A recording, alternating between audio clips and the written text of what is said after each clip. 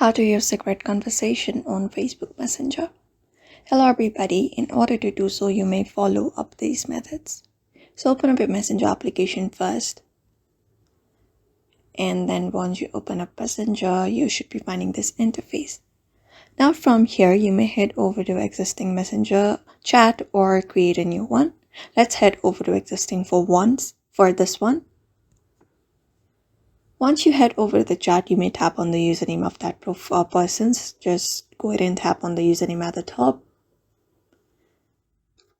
And then after you reach over, you may scroll down. And under this more actions, if you have the secret conversation option, you may go ahead and tap on it. Otherwise, what you can do is set disappearing messages.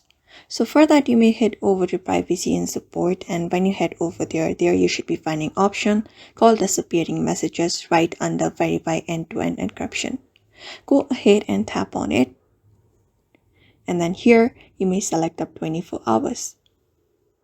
So what happens is after you select 24 hours, if you have any conversation with that person right here on this person section, you may go ahead and send up a message.